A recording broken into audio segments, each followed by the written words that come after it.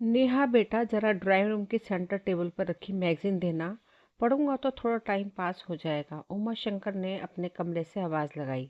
आराम कुर्सी पर वह लगभग लेटे ही हुए थे और खुद उठकर बाहर जाने का मन उनका नहीं हुआ। पता नहीं क्यों आज इतनी उदासी हावी है। खालीपन तो पत्नी के जाने के बाद से उनके अंदर समा चुका है, पर कट गई थी जिंदगी बच्चों को पालते हुए। शांता की तस्वीर की ओर उन्होंने देखा। बाहर ड्राइंग रूम में नहीं लगाई थी। उन्होंने वह तस्वीर उसे अपने पास रखना चाहते थे, वैसे ही जैसे इस कमरे में वह उनके साथ रहा करती थी जाने से पहले।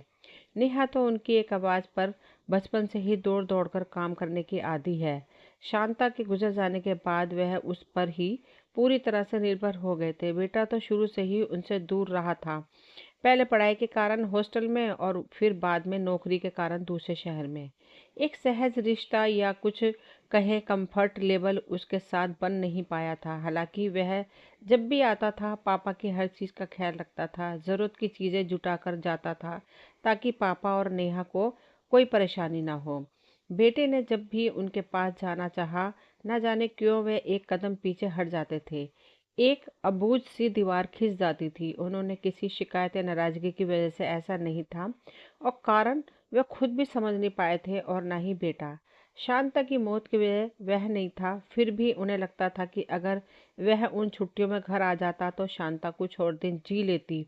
हॉस्टल में फुटबॉल खेलते हुए उसके पाँव में फ्रैक्चर हो गया था। उसके लिए यात्रा करना असंभव था। छोटा ही तो था, छठी क्लास में, घर से दूर था, इसलिए चोट लगने पर घबरा गया था। बार बार उसे बुखार आ रहा था, अकेले भेजना संभव नहीं था। और उमा शंकर शांता को ऐसी हालत में नन्ही नेहा के भरोसे उसे लेने भी नहीं जा सकते थे। यह मलाल भी उन्हें हमेशा सताता रहा कि काश वे चले जाते तो माँ जाते जाते अपने बेटे को देख लेती। वे 2 साल से कैंसर से जूझ रही थी, तभी तो तरुण को हॉस्टल भेजने का निर्णय लिया गया था। यही तय हुआ था कि 2 साल बाद जब नेहा 5वीं जमात में आ जाएगी उसे भी हॉस्टल भेज देंगे। आखिरी दिनों में नेहा के सीने में चिपकाए शांता तरुण को ही याद करती रहती थी। तरुण ने भी बड़े होने के बाद नेहा से कहा था, पापा मुझे लेने आ जाते या किसी को भेज देते तो मैं माँ से मिल तो लेता। नेहा जो समय से पहले ही बड़ी हो गई थी, इस प्रकरण से हमेशा बचने की कोशिश करती थी। बेकार में दुख की ओर क्यों बढ़ाया जाए। किसी की गलती थी, किसने क्या किया, इसी पर अगर अटके रहोगे तो आगे कैसे बढ़ोगे। माँ को तो जाना ही था। दोष देने और खुद को दोषी मानना फिजूल है। तभी से वह उन दोनों के बीच की कड़ी बन गई थी, चाहे अनचाहे पापा को लेकर। हालांकि तरुण ने कभी भी विरोधात्मक रवैया नहीं रखा था और ना ही नेहा को लेकर कोई द्वेष था मन में। भाई बहन में खूब प्यार था और एक सहज रिश्ता भी। रूठना मनाना, लड़ाई झगड़ा और अपनी बातें शेयर करना जैसे कि आम भाई बहन के बीच होता है। लेकिन पापा और भाई की यही कोशिश रहती कि उसके द्वारा एक दूसरे तक बात पहुंच जाए।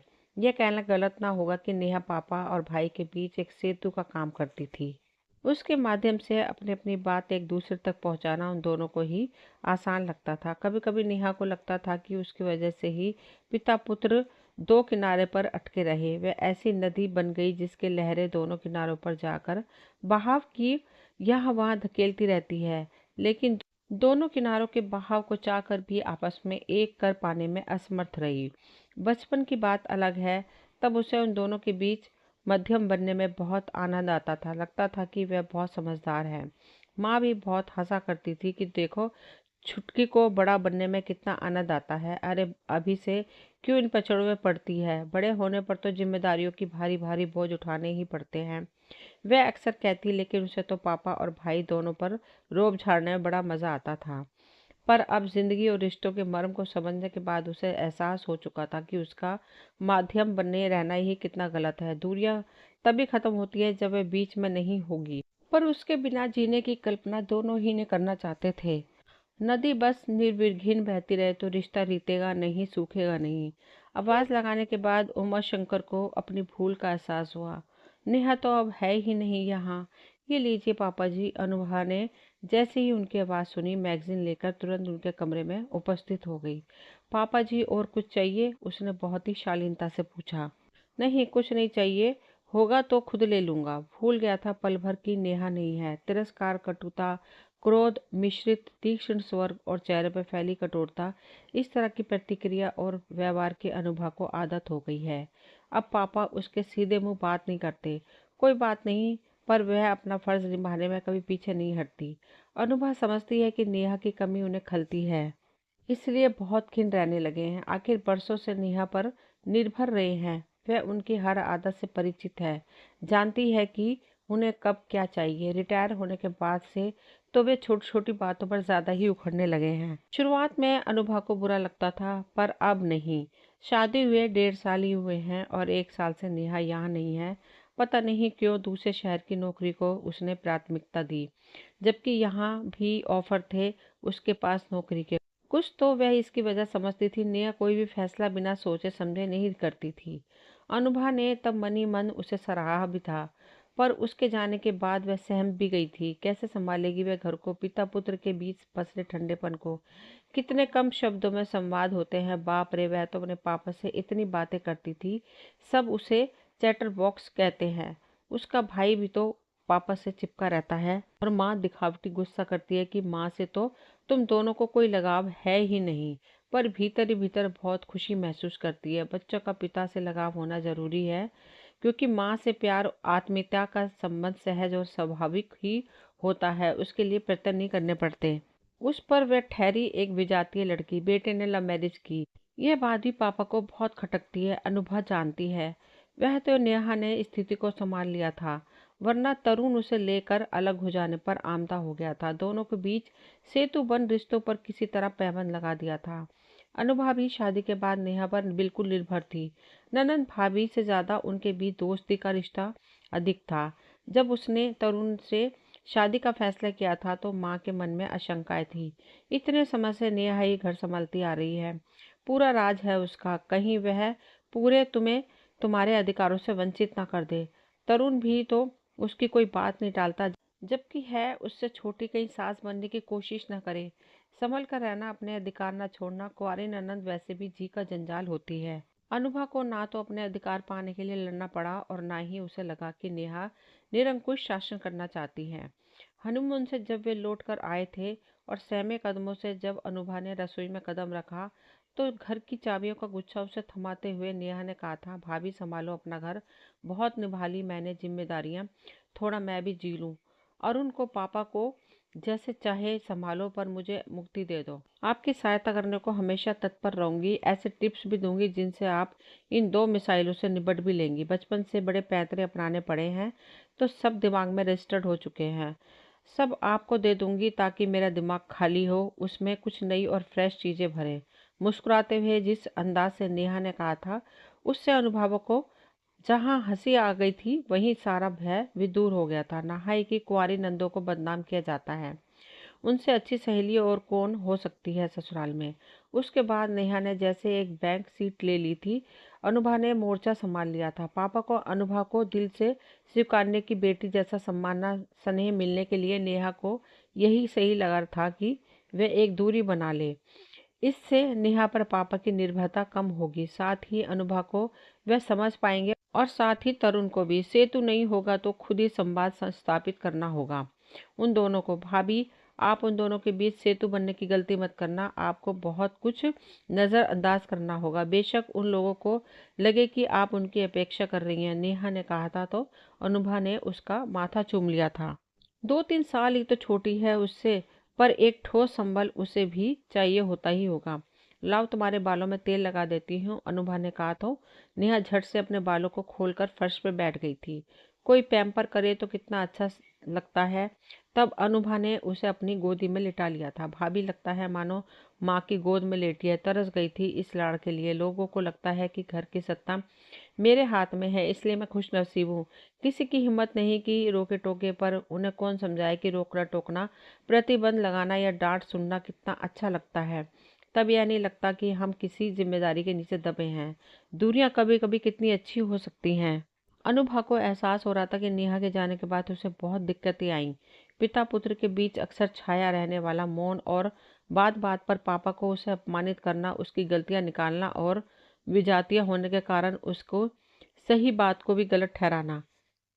अनुभा ने भी ठान लिया था कि वह कभी पापा की बात को नहीं काटेगी। अपमान का घूंट पीना उसके लिए कोई आसान नहीं था, पर तरुण और नेहा के संयोग से उसने धैर्य की कुछ घुट्टी यहाँ भी पी ली थी। कुछ वह अपने साथ सहनशीलता को एक तरह से दहेज में ही लेकर आई थी। माँ ने यह पाठ बचपन से पढ़ाया था, क्योंकि वह इतनी तो जानती थी कि चाहे आप कितना ही क्यों ना पढ़ लिख जाएं, कितने ही पुरुषों से आगे क्यों ना निकल जाएं, सहनशीलता की आवश्यकता हर मोड़ पर पड़ती है। गृहस्थी चलाने के लिए शायद उसे वह परंपरा ही मानती थी। वे चुपचाप पापा के सारे काम करती, समय पर उनको खाना देती, दवा देती, सुबह शाम सैर करने के लिए जिद करके भेजती।